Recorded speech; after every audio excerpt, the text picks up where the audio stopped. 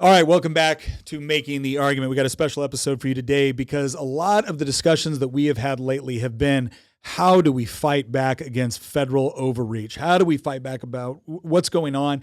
Are the states the proper way to do it? Because the answer can't just be voting harder, right? If voting harder worked, well, then it'd be working. And one of the biggest issues that have come up lately is something called lawfare, right? They look at everything that's going on, a lot of the things within certain aspects of the DOJ, certain district attorneys, just going after conservatives in all kinds of ways. And it always feels like we lose these battles. But what's interesting is I have a guest today that has won a lot of these battles, has actually fought back against federal overreach and has won in court, and has done this at the state level and at the federal level. Because my guest today is the Attorney General of the Commonwealth of Virginia, Jason Miyares. General, how are you doing today? It's always odd when somebody calls me general because I think I look over my shoulder, I expect a Marine staring over me. So I like to say I'm happily married with 3 daughters. I may be a quote-unquote general in the office, but I'm just a private at home. Yeah. So, but it's great to be with you, Nick. No, well, thank you very much. Well, to give the audience a little background too, full disclosure, I have known Jason Miyares since before he was the Attorney General of the Commonwealth of Virginia. In fact, we came into the Virginia House of Delegates together as freshmen. And I want you to give the audience a little bit of background, but here's the way I'm going to tee this up. You and I both are not big fans of Karl Marx.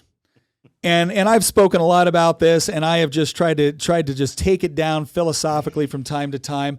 But I remember you giving a floor speech with respect to communism and a particular communist regime. And I remember thinking to myself, man, I despise communism, but for this guy, it is personal in a way that it just isn't as personal with me. So give everyone some background on why that is. Well, I would say that, when I travel around Virginia, sometimes I'm asked what kind of name is Miyares, and I like to say, well, it's Southern. It's deep south, 90 miles off the coast of Florida, Cuba. And that obviously influenced so much of my life. I do have to digress real quick. I do remember how I was getting that when I came into the House of Delegates with Nick Freitas, I quickly realized I was going to click with this guy because he and I were about the only two that had a copy of Frederick Bastier's The Law in our office. Yeah. But going back to my family, C.S. Lewis said that of all the tyrannies in the world, some of the worst tyrannies are the tyrannies done for your own good. And the problem with Marxism is this idea that on paper it may sound great, but the reality is it completely robs you of your individual dignity and your ambition. And so that's what happened to the Miyares family in Cuba on so many different levels. One of the great stories that have been passed down on my family is that my mother's dream was to be a doctor. And she was enrolled at the University of Havana, and her first day of class, she walks in to take classes in biology and chemistry. She really wanted, her dream was to be the first female doctor of her family and one of the first in her hometown ever. And they told her, we're sorry, the party, the greater good, does not need another doctor. We need teachers. So you have to take classes in Marxist-Leninism. And for the greater good, you can't chase your own dreams. You have to do what the wise elders are telling you. And that was one of her early experiences with this idea of living in a society where the individual dignity is replaced with the collective. And then you take on top of that the idea of what communism was it removes the individual. It teaches as well from an early age that your first loyalty is to the state. That means even betraying your family. One of the things, even to this day, they will tell you to report all counter-revolutionary activity in Cuba. And so my mother saw very quickly what Castro promised to restore democracy. Cuba was a republic for a long time. Then they had a two-bit dictator named Batista who had taken over. And Castro had promised, put me in power and I'll bring freedom in elections. I'll restore the Cuban Republic. Of course, they had one bad dictator replaced with another. It was actually far worse because Castro decided to adopt communism and socialism and ruin the country. And so I love to point out when I speak to high school students, the year Fidel Castro took power in Cuba, Cuba had the same GDP as Italy. And the year that he died, Cuba had the same GDP as socialism. And so When my mother finally got GDP is who? is Sudan. They had the same GDP as Sudan. He turned what was at the time one of the most prosperous countries in all of Latin America to one of the poorest. And my uncle Angel Miyares unfortunately got the worst end of the stick in Castro's form of rehabilitative justice, which is to take you away in the middle of the night, put a gun to your head, take you to an empty baseball stadium, and have you go through a mock execution. And his crime was that he had handed out anti-Castro leaflets in Havana and had then later refused to form a communist militia. He was ruthless, and it always amazes me when I hear these leftists say, well, Cuba has socialized medicine. Cuba has increased their literacy rate. Well, what's the point of increasing your literacy rate if you have entire books that are banned from reading? And so what struck me as well was, the last thing they did was, before my mother left Cuba, is the government comes to your home and they put a seal on your door. That's the price you pay. It's not like if you and I were to immigrate to Ireland, we maybe transfer our bank account, box up our things, we go overseas. They came to your door and they put a note on your door that says property of the Socialist Revolution. And imagine this, Nick. Somebody comes to your house and at that moment, everything that you own in this world, every note, every memento, every picture, every piece of clothing, any jewelry, anything you want to hand out to your children, anything you have in your bank account, that is all confiscated from you, all in the name of what? Equity. And at that point, you have nothing in that world. Your home has been taken away from you. All the money you have in your bank account has been taken away from you. Other than the clothes you literally have when you drive to the airport is taken away from you in the name of collectivism. And you get on that airplane literally with nothing. And that leaves a huge impression and a scar on any family because you see how it distorts society. And I remember asking my mother, how in the world did Cuba, that was one of the more prosperous Latin American countries, how did it fall into communism? And she said, everything got labeled. Everyone got labeled, oppressor or oppressed. And you could justify a lot of evil if you're doing it on behalf of the oppressed against the oppressor. And when we talk about neo-Marxism, really what has happened is they no longer talk about class. They talk about, other quote-unquote protected classes. But everything comes in this power hierarchy. And that has gotten into our higher ed and this leftist worldview that we're seeing a lot of the bitter fruits of that right now. But for me, it's very visceral because those are scars that stay with you, but it gives you great appreciation for what we have. Yeah. The fact that we have a republic that is the first recorded constitution in all of human history that actually limits government. That's what the Bill of Rights does. It doesn't empower you as an individual. It limits what government can do to you. And people are sometimes shocked when I say, if you look even in the United Kingdom, it takes just one act of parliament to abolish freedom of speech, freedom of religion. So what we have here, it's what I call the American miracle. It's special. I have a great appreciation for what we have, but I also have a visceral dislike of communism. That is for darn sure. I know you are a lover of liberty as well, and so that's one thing I enjoyed was hearing so many of your remarks and your podcast where you are such a champion of freedom and individual dignity. Well, and let's kind of talk about your role as the Attorney General and how that's because look, if you wanted to go in there, Virginia is, it's a purple state. Typically lately it has definitely trended more and more left wing. I mean, we see it every day in the Virginia General Assembly where those comments about equity, right, and this idea of critical theory have just become so predominant, and we're starting to see it more within our education system. In fact, the whole stuff that was going on in Loudoun, stuff that was going on in Fairfax County, that got national attention. Matt Walsh was talking about it. So we've dealt with a lot of kind of this infiltration of this idea around socialism, around Marxism, and to your point, I think this is an important distinction. Because it used to be, I think right now, a lot of people think of Marxism and they associate it with class and economics. And what we've seen with, Antonio Gramsci and Herbert Marcuse and Jean-Paul Sartre and with the existentialist movement is that, no, Marxism is a way of it's a worldview. It's a way of explaining the things that go on, the inequities within society. And yeah, economics might be a part of that, but they've plugged in a lot of things now that have absolutely nothing to do with it. And here's the part that troubles me the most. And this really goes into the whole idea of, lawfare and what is the role of an attorney general? Because you could just say, oh, I just enforce the laws of Virginia, and I'm the attorney for the government of Virginia, and that's what I do. But when you look at when the federal government oversteps its boundaries, when a federal bureaucracy, because we talk a lot about the problem with the federal bureaucracy, oversteps its boundaries, the obligation of the attorney general of a state is not to say, oh, well, I guess the federal government did it. I guess we're just supposed to go along with this. You actually have to take on the role of saying, we've acknowledged what you've done. We believe it to be unconstitutional, and we're going to fight you on that. Right. Talk about some of your experiences with doing that, because so many people feel right now that we're just getting roasted in the courts. Yeah. Well, I mean, it's a great point from an 80,000 feet view first, that how our federal government is completely broken. I'm almost positive it was Heritage. If it wasn't Heritage, it was AEI. They did an analysis of, since Joe Biden has taken office, roughly 5% of all the new laws and regulations impacting Americans are actually pieces of legislation that has gone through the House, gone through the Senate, signed by the president. 95% has been through these executive orders and regulations promulgated by these unelected administrative bodies.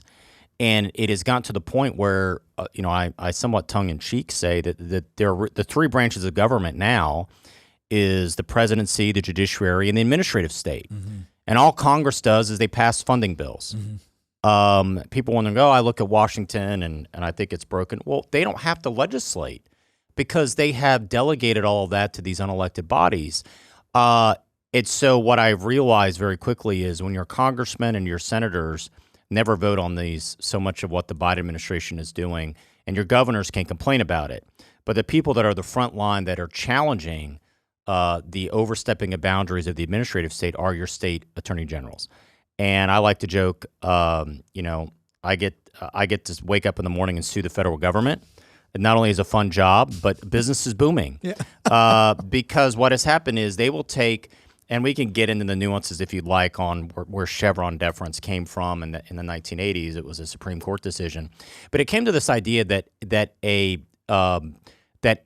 an unelected administrative body promulgates a regulation, it is the default setting is it must be legal. Yeah. And they have taken that and run with it. I know this shocks you, Nick, that the federal bureaucracy runs with this, to going way outside the boundaries of what their normal statutory authority is. So, for example, OSHA. This is a great win that some of your watchers and listeners maybe have forgotten, but OSHA, which regulates, where you put your ladder in your body shop, right? Mm. The Biden administration used OSHA to promulgate a regulation that would affect over 100 million Americans. To say any employer that has 100 or more employees, you have to have your employees vaccinated, and if they refuse to get vaccinated, you have to terminate them. You have to fire them. And this was brought home to me by a friend of mine who runs a trucking company in Southern Virginia. And he called me up and he said, I have long haulers that are in their truck for 10, 12, 14 hours a day. They're not around anybody. Yeah. They've been with my company for decades, and I'm going to have to fire them. And he's like, have you ever tried to call OSHA, the voice of complaint? Yeah. I said, no. He said, it was a funny exercise. I had my secretary get in, and when she got in at 9, I had her call the OSHA number. And when she left at 5 o'clock, she still hadn't gotten through to anybody. Yeah. And he's like, I know where my congressman is. I know where my senators are. I could go to their district offices. I can write them.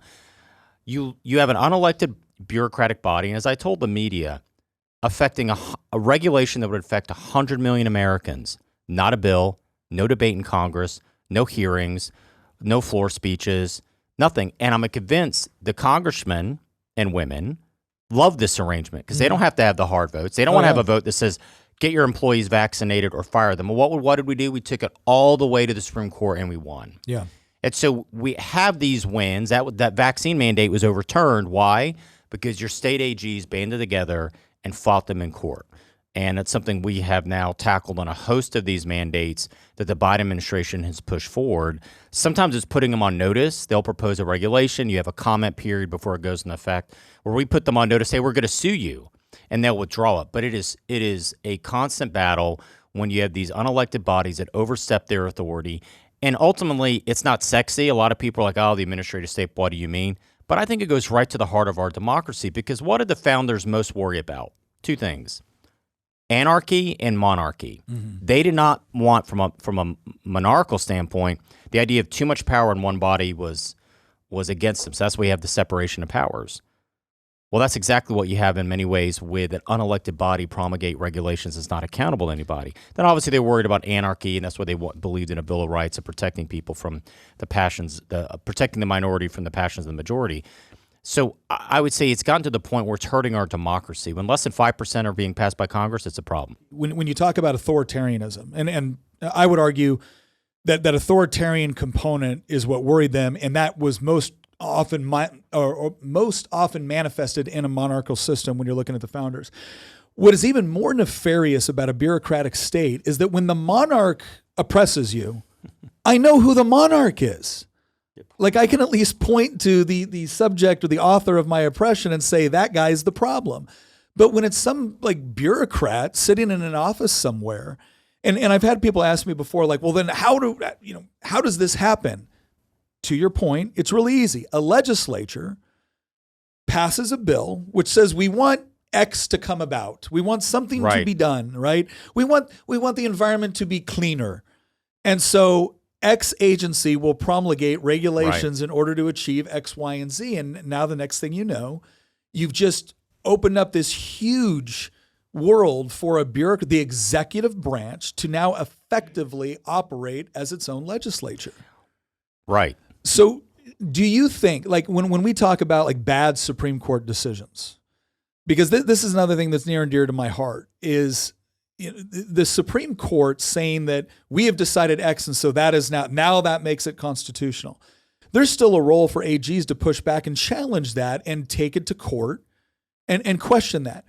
Do you think that increase of power of the bureaucratic state has been one of the worst Supreme Court decisions that we've had in the last 50 years? Yeah, I mean, it dates back to a Chevron decision. What's it titled? Explain that a little bit. All right, so Chevron, happened, believe it or not, it was. I think it was a Scalia decision. I know it surprises. It was Scalia that drafted it. He later hinted that he was really almost surprised at how it had run amok. But it was a Chevron. It's called Chevron deference, and it's the idea that a administrative agency, if their power has been granted to them, in other words, Congress voluntarily gives up your power, gives it to this administrative agency to promulgate regulations, and that any regulation they propose is the default assumption is it's legal. It's incredibly high burden to then overturn it. It's not impossible, but it's a high burden when they overstep their statutory authority, which we did in West Virginia versus EPA. The EPA was using a statute to essentially try to regulate coal plants out of existence. And so that was another very successful case we took, West Virginia versus EPA. There's actually a case on the docket right now with the Supreme Court that could overturn Chevron deference. Justice Gorsuch, it's almost a passion project. He's written some pretty scathing comments in the past about the nature of Chevron deference and how it can distort democracy. And so there is some thinking that there's a couple things that may happen. Either they're going to uphold Chevron and keep it the way it is. I don't think they're going to do it. They're going to greatly restrict it, which I think is a high possibility, or they may overturn it entirely. So let me ask you this. And that's going to be decided in the next month or two. Well, let me ask you this, because here's the problem that I have with our current composition of the Supreme Court is that we have a couple of members up there that think that their obligation is not to necessarily be true to the Constitution, but to be true to the institution, which is to say that in order for the Supreme Court to maintain credibility within the population, we have to essentially make decisions that will be popular. And that can be incredibly damaging.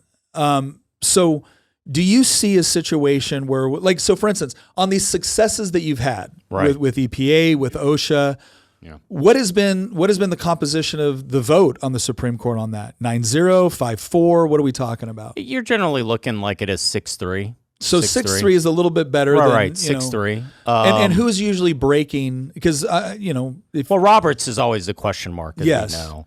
We've seen a couple of times where Kavanaugh and a couple of administrative rulings hasn't been as consistent. But sometimes I want to be clear, it doesn't necessarily have to go to the Supreme Court. Yeah. Sometimes you push back and private enterprise, for example, ESG. Yeah. All right. Environmental social governance, the idea that you'll no longer seek to maximize the profits, that you'll somehow come to this nebulous term that will determine what your fiduciary duty as a shareholder. Yeah. And ERISA, which is a law that dates back to the 70s. It's your Employee Retirement Income Security Act. I might butcher the acronym. But the idea is ERISA protects that if I am an investor and I am entrusted with your retirement and I'm investing it, ERISA essentially for years, the fiduciary duty is your number one goal is if I'm entrusting you with my hard-earned dollars, after-tax dollars to invest, your number one goal is to grow that money. Yeah. Right? Well, the Biden administration tried to reinterpret ERISA mandates. Again, not a law through Congress, suddenly saying, well, you can also factor in ESG. Right? And how we define ESG, again, they bypass Congress because, as you know, legislating is tough and hard, and it requires you to actually persuade people.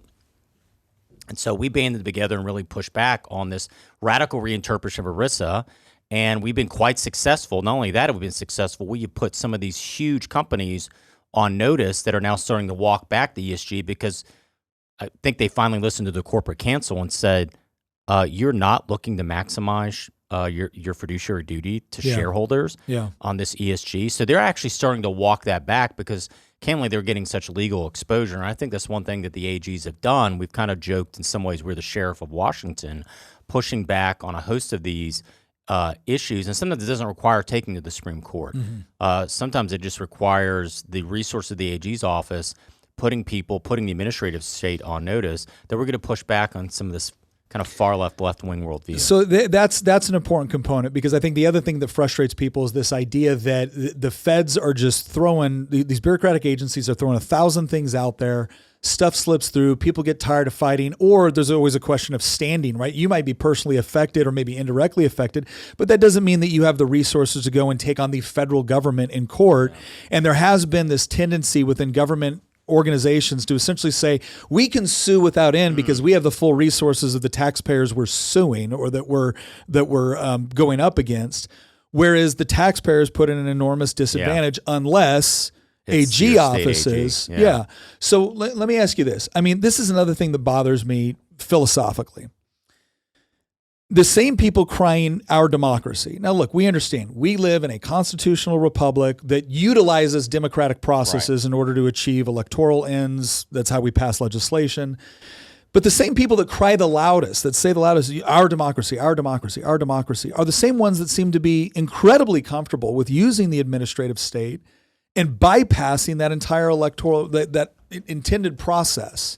Right. In order to go through the committees, in order to do that difficult work. And I will say this, I carried a bill in Virginia that was a lot like the REINS Act that Rand Paul's been trying to pass on the federal level, which essentially limits what the administrative state can do outside of what the legislature has authorized. Right. And I got pushback from Republicans because it was, well, this is going to be really difficult. And oh my gosh, this means we're going to have to do more of this and we're going to have to pour over that. And we really need the experts to be able to decide. Like, no, you need to do your job. So what do you say with, like, do you think we're having an impact? Do you think the administrative state is starting to recognize that, oh my gosh, we're being watched with a much higher level of scrutiny and we're losing these things in court? Has it slowed slowed their desire to try to ram this stuff home, or are they getting the message at all? I mean, I do think, to your point, I know you and I both are enormous Thomas Sowell fans, and he wrote a fantastic book years ago that I think in many ways is as relevant today as when he first wrote it, called The Vision of the Anointed. Yeah. And I know you've read it. And the idea is that, and this is something that you've kind of seen, I think, particularly on the far left, is this vision of we have the proper vision of how to organize society and organize, in some ways, even your own family. Yeah. And trust us and put the experts into the expert class, as they call it, and we can better society. The problem is, and George Friedman has written a lot of this at Geopolitical Futures, on the crisis of government, and what he has attributed to is people realize, particularly COVID accelerated this, that people realize that you're an expert of one thing does not mean you're an expert of all things. And rarely do they realize, even Fauci admitted, and maybe it was Collins, I forget which one, admitted that as as doctors during COVID, they were most focused on the medical side, not thinking about the impact in the economy and even our children's educational attainment. So I think, first of all, that is a little bit of the mindset.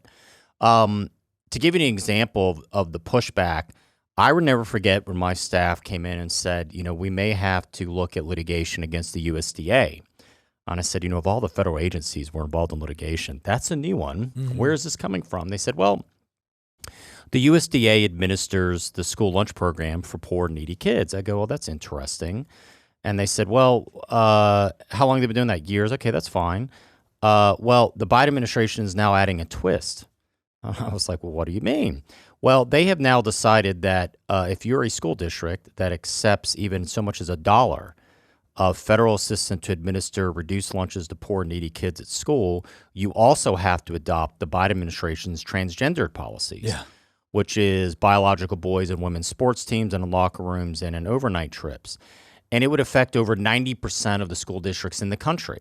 Not a bill through Congress, not a debate. Mm-hmm. You think Abigail Spanberger or Mark Warner, Tim Kaine wants to have that vote? No. Right? Of course not. No. So what we did is, at the time, it was a proposed regulation. A bunch of the other AGs put the Biden administration on notice. Says if this proposed regulation tries to actually become a rule and gets implemented, we will take you to court. And the Biden administration then withdrew the regulation, clearly because they understood that you have some like-minded AGs that are not afraid to challenge it. So again, something that didn't get a lot of focus. Again, something that would affect 90% of the school districts in the country.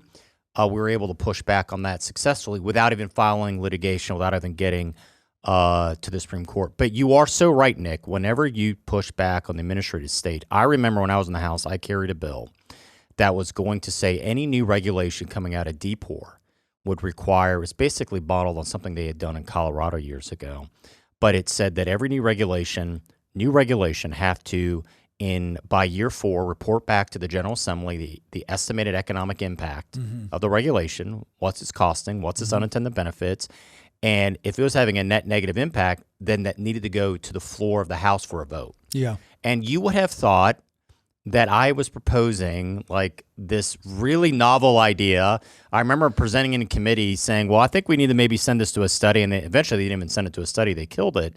But it goes to this idea, which is the best way to cure democracy in some ways is getting back to representative government and making sure these individuals, because I think it was Ronald Reagan said the only thing that has eternal life on this earth in many ways is a government program, right? And at least for me, when I was served in the General Assembly, I always had a 3-part test when it comes to legislation. What is the problem you're trying to solve? Because oftentimes that bill won't even solve the problem. What's the problem you're trying to solve? Does this bill solve the problem? Because it doesn't solve it half the time. And then third, what are the unintended consequences? And that is oftentimes the biggest failure in government. Nobody bothers to think about the unintended consequences. And it's only in government that they measure success by their intentions. Yes.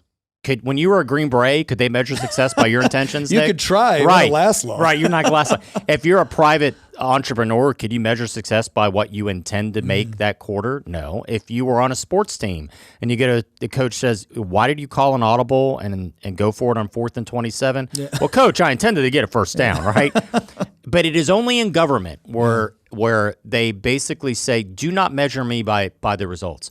Only measure me by my intentions. And that is something that I think is one of our biggest problems in government today, whether it's in the administrative state or even a legislative body, that too often people ask you, only measure by what I intend. And I think that is another aspect that's distorting democracy. Well, and I think that Thomas Sowell talks about this too, again, to bring up Sowell again.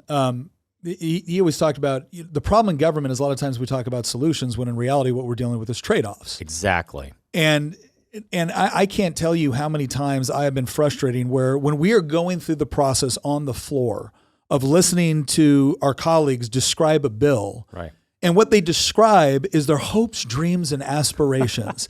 I remember this. I remember with increasing the minimum wage again. It was this idea, this is going to lift thousands of people out of poverty, and it's going to do this, and it's going to do that. I said, no, you hope it will do that. Here's what you actually did legally. If you want to describe your bill, here's what you did. You made it illegal to offer someone a job for anything less than $13.49 an hour. And in Lee County, Virginia, the average individual income is $18,000 a year. So what you did was you shut down a bunch of economic opportunities for them in order to impact parts of your state or parts of your area. They're not going to be impacted by this at all. But it didn't matter because look at all these wonderful intentions that we have. Okay, I want to transition a little bit because this is something that they actually made fun of some candidates here in Virginia when they were asking them about what are some of the issues that are impacting Virginia? And they said immigration. They said the border. And it was, oh my gosh, have you even seen a map? Do you know how far away Virginia is from the border? Yeah. Because as you know, this is, nobody ever leaves out of Texas or Arizona or California. I will say that I think it's amazing how Governor Abbott and Governor DeSantis have demonstrated to New York, Washington, D.C., Chicago, that this can very easily become their problem as well. But when you're looking at this as a problem that's impacting the country as a whole, but also impacting specifically Virginia, what is the role of the AG on something like this? Well, I do think that what is happening on the border is a national security moment of our time, and I'm sure you saw the famous clip on election night when it showed that one of the top issues for voters in Virginia was immigration. Mm-hmm. And they very snarkily said, what, immigration from West Virginia? Mm-hmm. And it just shows how out of touch so many of these individuals are. To put things in perspective, since Joe Biden has taken office, you've had over 8 million illegal crossings into the United States. It is the largest single migration into America since our founding. Mm. It is a population larger than 32 states. Yeah. So one, you have a humanitarian crisis. You have a fentanyl crisis. Enough is crossing our southern border to kill every man, woman, and child in this country 3 times over. You have the Sinaloa cartel, which I think is the most dangerous criminal enterprise on the planet. It makes the Italian mafia look like the Boy Scouts, taking advantage of that both with drugs and human trafficking, which is its own separate tragedy. But what has happened as a result is you have individuals, we don't know where they are. Mm. Nick, you've had 241 individuals on the FBI terrorist watch list that have been apprehended at the border in just the last 18 months. Yeah. When you look at who has gotten through, probably double that number. So you have hundreds of people that I don't know. Now ask yourself this question. Why, if you're on the FBI terrorist watch list, would you be trying to sneak into a country that wants to arrest you? Mm-hmm. And that number, the last year of the Trump administration, was 6. So something is going on, and these are not individuals. I want to be clear. When you look at the list, and I get data from Homeland Security all the time, the list is not just it's Chinese nationals. Mm-hmm. It's individuals from the Middle East. Oh, it's been like thousands of Chinese nationals. Thousands. We're not talking about like 12. Right. They have a youth unemployment rate in China of 20%. Yeah. And they're facing the greatest demographic collapse in all of human history. I saw one study that showed estimated population of China. Our current population is about 300 some plus million.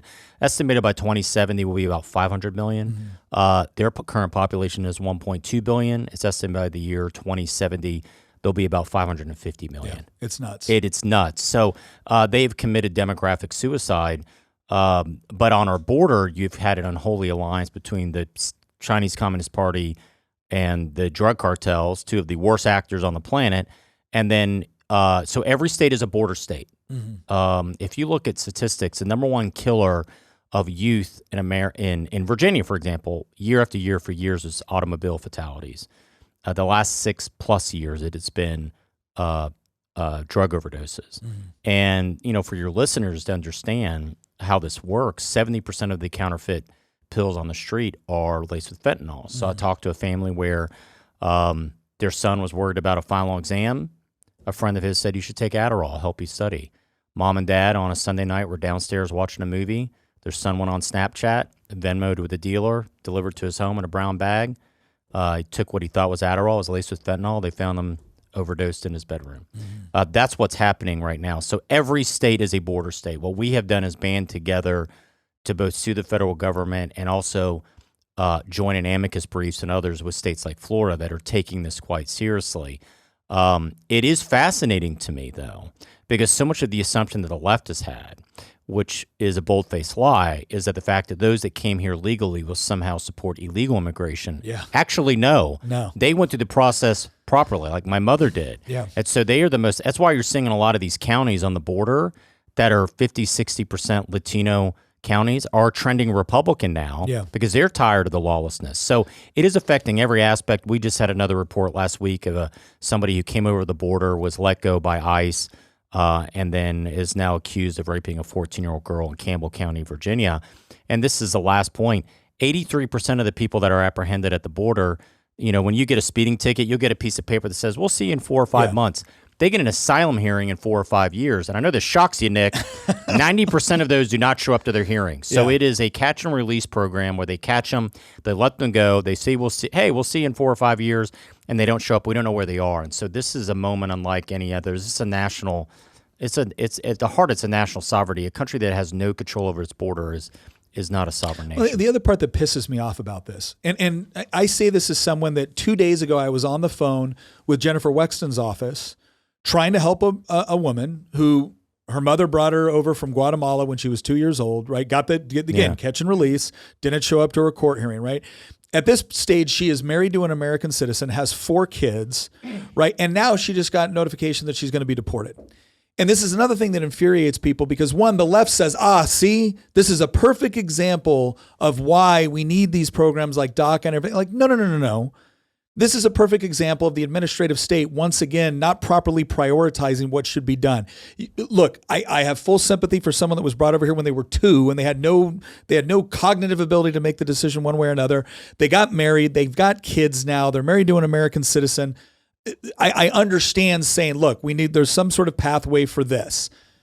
But when you do things like the left has done, and I pointed this out before, I did this in a debate once that was kind of set up to show what an uncompassionate, horrible human being I was, because how could I not support something like DACA?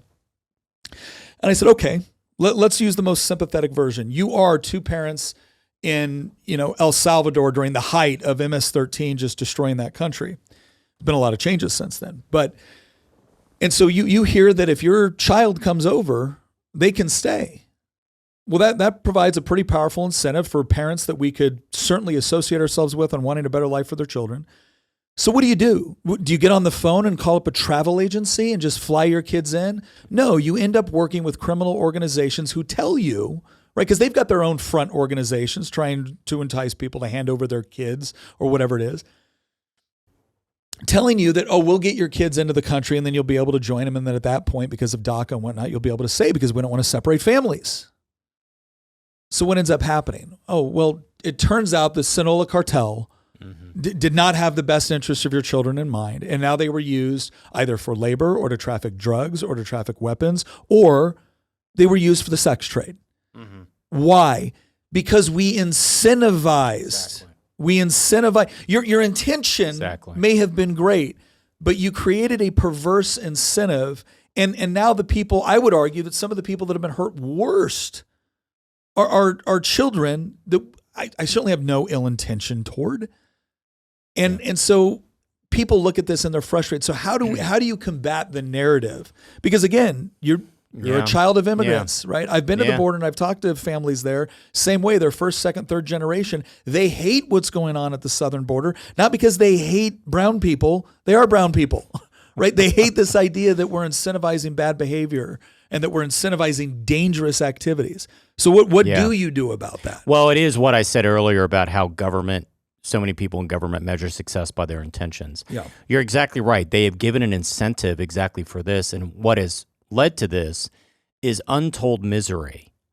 There are now terms entering into law enforcement lexicon that simply didn't exist several years ago. Terms like rape trees, which I'm not going to get into that, but they are exploiting these young people. The going price the cartels are charging to get over the border is about $15,000. So many of these are individuals that come from abject poverty, and so it is modern day slavery. They either have to work it off with sex or with their labor. Mm-hmm. And so they have created an environment that creates this economic incentive to exploit these young people. The president right now could sign a simple and executive order that simply adopts the Trump administration's Remain in Mexico policy, Yeah. which says if you want asylum, but by the way, you can go on any of these social media accounts and they train you what to say. When you're stopped by federal authorities, all you have to say is, I'm seeking asylum. And that's when they give you that piece of paper that says, we'll see you in 2028 or 2029. And they're like, go. But the Biden administration could sign a simple executive order right now that would create, which is why we got serious control under the Trump administration and why we don't have now, to say you have to remain in Mexico to apply for asylum. That also gives the Mexican government incentive to get some control over this. But that is the problem that you have right now. So let me interrupt you real quick, because the Biden administration loves to come forward right now because they requested a new bill, and this was going to give them the authority to do everything that they needed to do to protect the border. And Republicans voted no because they want the issue. They don't want to give the president the authority and power he needs to fix this. Why is that bullcrap? Well, it's like saying the guy who set the house on fire is suddenly asking for a half measure, and you're like, no, we need real substantive border control. The Biden administration refuses to implement the Remain in Mexico policy. What he has tried to do is do window dressing that doesn't actually address the root cause of the problem. And so it's an easy executive order that he can actually implement and give the authority right now. But you talk to some of these border agents, you talk to these actual, and my heart breaks for a lot of the border agents that are so frustrated because they feel abandoned by their leadership.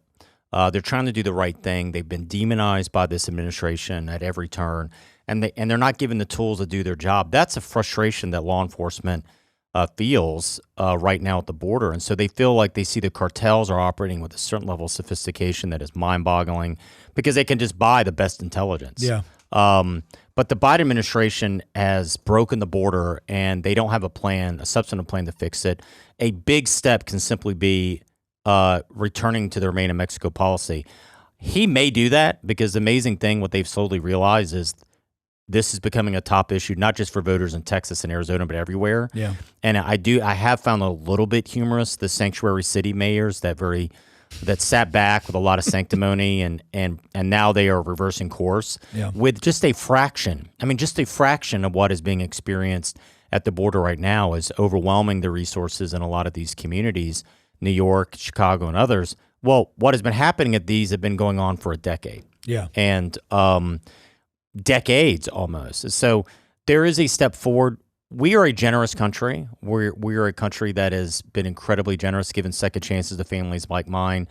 And so we allow about 1 million legal immigrants a year. So we're already the most generous country on the planet when it comes to legal immigration. But the one thing the American people do not like is to feel like they're being taken advantage of. And I think that's why you're seeing this pop up in a lot of pollings in Virginia, in New York, in states far away from the borders, because the American people realize, whoa, this is not working out. To show you the level of where we are, tuberculosis. When my mother came here, she had to be screened for tuberculosis. Everybody does. You have to give an extensive medical history of who you are. Do you realize the California Department of Health issued a notice last month to all of its healthcare providers about a new strain of tuberculosis that has a 13% fatality rate? Jeez. Where do you think that's coming from? Yeah. That's not coming from legal immigrants that have to be screened for it. And so diseases we thought were eradicated are now coming back. It's really let's remarkable. think about this for a second. COVID. Right. Ended up having a significantly lower, okay, let's be generous. Let's say initially we weren't sure. There was a lot of concern what was going to be. It never even got close to 13%. And Gavin Newsom locked down the entire, except for the French Laundry when he had to go eat. He bulldozed a skate park with sand. Yeah. When now we know that the doctors all said, being out in the open in the air, that's actually, that's a whole separate, I lived through that. Yeah. The government response to COVID after the fact, right now the narrative, they're so desperate to protect the narrative. Nobody wants to admit they're wrong. The books, the newspaper articles, the investigative reporters, it's going to be so damning even 10, 15, 20 years from now what happened. But a classic example of people wanting to judge success even today by their intentions and not the results. And that's why when you do that, government never can improve. Well, and it's amazing. Again, the same California that could actually do more to actually secure their own border along Mexico in order to prevent a disease coming in with a 13% fatality rate. Nope, they don't want to do it because it goes against their narrative. Follow the science, All right, let me ask you. I'm gonna ask because I know time's limited, but I want to ask you a tough legal question. And this is around the border. Okay. Now, if you look at the United States Constitution, and you and I are both big advocates of, interpreting the Constitution properly, Texas decided, look, the federal government's not doing its job. We're going to deploy our own forces in order to ensure that it's done. You get a Supreme Court brief, comes back and upholds that, yes, the border and immigration and protection from foreign invasion and all of those things does fall within the jurisdiction of the federal government. So Texas is now in a position where it says, okay, technically this is not our jurisdiction, but don't we have a responsibility to protect our own citizens? And the federal government's very, very good at explaining to all of us what their authority is, while sometimes forgetting that also comes with responsibility. So Texas kind of told the feds where they could stick it, right? Kind of. Not I mean, totally. the feds very notably did not really rule on the merits nor their reasoning. Yeah. And so they left enough ambiguity to the states. And this is something you see the Supreme Courts do. Yeah. They leave enough ambiguity where, when Thomas Jefferson called the states the laboratories of democracy, it's almost like the Supreme Court signaled to Texas, figure this out. Mm-hmm. And Texas actually approached a model, which I thought was interesting, where they essentially passed a state law that said if you then re-enter the country illegally, you're in violation of state law. And so there are some different innovative ways that states have been able to tackle this, but they're having to do this because the federal government fundamentally has failed in what I think is one of the most important core functions of government, right, is protecting your national sovereignty. And they have failed at that. And so now Texas has to step in, and you're already seeing a shift in the migration pattern. When I get reports of what's coming over the border and where, you're already seeing a huge drop in Texas. And where are they now flowing into? I know this shocks you, California, and to a lesser extent, Arizona. Arizona even has a Democratic governor who says this is not sustainable. It's only Gavin Newsom who somehow, as I like to joke, if you don't think leadership matters, go to California. It's sunny year-round, no humidity, virtually no bugs, and 200,000 people a year moving out. Yeah. You must be really bad at your job in Sacramento to have an impact on that. But it is interesting, on that, the federal government's somewhat, in a way, silent, indicating to the states, figure this out on your own. Yeah. Which was interesting. It was not necessarily complete. It wasn't the way the media portrayed it.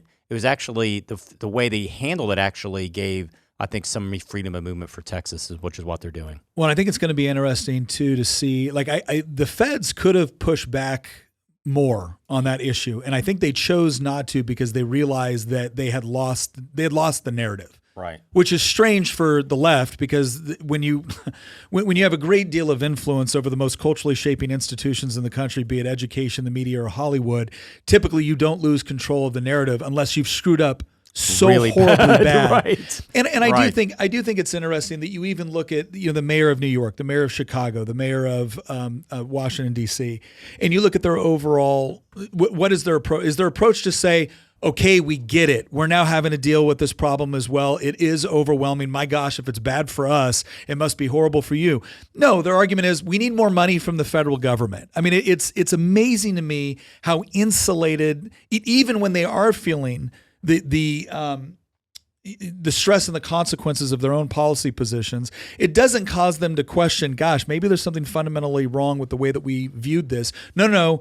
It's just everyone needs to pay more taxes and give it to us so we can deal with this problem of our own creation. They get in an ideological straitjacket that they simply cannot get themselves out of. And so they got an ideological straitjacket that when it came to immigration, every single policy from the previous administration must have been bad because it was a Republican administration that did it. And now they're dealing with the bitter fruits of that because it's impacting Biden's polling numbers, and that immigration, which was not a top issue in 2016, is now a top issue of likely voters, as well as inflation, because I know this may shock everybody, but when you spend money like Argentina, you can't be surprised when you get inflation like Argentina, right? So, at least Argentina's now doing something about it. Right. All right, so let me ask you this as kind of like a closing thought. What should people know, and probably most importantly, what should they expect from their state attorney general? because it's easy to just say top chief law enforcement officer. I'm the attorney for the state or everything like that. Right. If we want to be, if we genuinely want to be a free people, that requires so much more than simply getting to vote for politicians every 2, 4 to 6 years. Right. And I don't believe it's good enough to just say, oh, well, that's the Republican candidate. I can show you a lot of Republicans that don't actually believe on a fundamental level on the concepts of individual liberty, free markets, property rights, right? They just don't. So what should people who genuinely do want a stricter adherence to not just the Constitution, but the principles from which it was derived, what should they expect and really demand out of their attorney general? Well, I know this shocks you, Nick, but not every AG has that mindset that part of your job is to push back on gross federal overreach. And so what I know I'm bragging a little bit, and only in the sense, not for me, but it wasn't until I got in this position that I realized how important the attorney general role is in pushing back on extreme federal overreach. And so what I would put towards voters, and I know you have podcast listeners all over the country, it's great to pay attention to, your Republican primaries for Senate or for Congress, very important.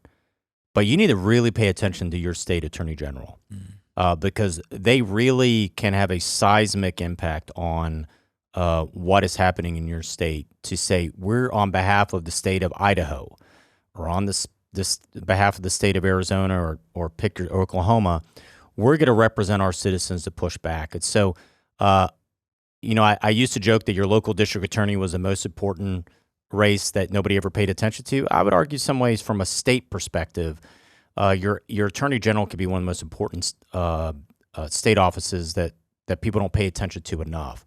And so they can really be at the front line of protecting your individual liberties and your state's place in being part of these lawsuits. It has been, though, a joy to band together with so many of the other like-minded AGs on so many other on the other suits. But I would also say that it's easy for your listeners, I'm sure, to feel like, oh my gosh, the federal government's growing too fast, too much, too soon. We don't get any wins. I hope that we've been able to show a few of our wins, and we have a lot more we could have gone on a long time about. They don't get enough attention. But I would just simply tell every one of your listeners and watchers, they need to reject apathy. That scares me more than an out-of-control federal government, is a sense of everyday Americans just being apathetic, saying nothing will change. And the reality is that, I don't know about you, and I know you feel this in your bones, I feel it in my bones, that America is indeed worth both fighting for and preserving. We are indeed the last best hope on earth. And I remember having a conversation with my mother pretty recently where she just kind of almost offhand said, if America was to fall, I'd have nowhere else to go to. And that's when you kind of realize we're unique people. And it requires everybody to reject apathy and get in the game. Apathy is the easy part. It's easy to sit back and say, you know what, I'm just not going to get involved anymore. But democracy is not a spectator sport. And so being involved, being engaged, make sure that you are engaged with who your AG is. Communicate with them. That regulation or that executive order you don't like, don't write your senator or your congressman. Write your state attorney general and ask them, what are you doing about it? Because that is so much of where the game is right now. And are they engaged with other Republican AGs to help band together to push back on the administrative state? And if not, you need to ask hard questions why they aren't. That's great. All right, so tell everyone, obviously you have your official channels with respect to the Office of the Attorney General, but any other places that people can kind of follow, so you're sending out a message about what's going on, social media? Well, I'm on Instagram. We are, if you want to sign up to get email updates, I know everybody wants more emails, right? JasonMiyares.com and that's MIYARES.com. Follow me on Twitter, just Jason Miyares VA for Virginia, and you can give updates of what we're doing. We want to be as available. We're not nearly as cool and as hip on the social media front as Nick Freitas. In fact, it was kind of funny when I would getting text messages from my daughter with videos of Nick Freitas, and I'm like, oh, that's a good one from Nick. And she was so impressed that I knew you. She's like, wait, how do you know this guy? I was like, I served with him, and she actually didn't believe me. So, Nick, I do have to commend you. You do a great job both reaching out and reaching a new generation of of young people as well. I know that social media is where they get the vast bulk of their news. I think you do a great job on it. So it's a real pleasure to get on this podcast. Actually, my kids are pretty impressed that I got invited on. So thank you for making me cool. Oh, no, it's my pleasure. I'm working overtime to make it so. But well, once again, thank you very much for joining us. Thank you for the important work that you and all of your staff and attorneys are doing at the AG's office. And please continue to fight for those principles. Once again, thank you for joining us. And thank you all for watching. Please let us know what you think in the comments. Again, if you happen to like what we're doing here, liking and subscribing is always much appreciated. But again, we're never going to compel you to do it. I'm not going to carry any legislation forcing you to like and subscribe. But if you would like to voluntarily do so, it'd certainly be appreciated. Once again, thank you for joining us, and we will see you next episode.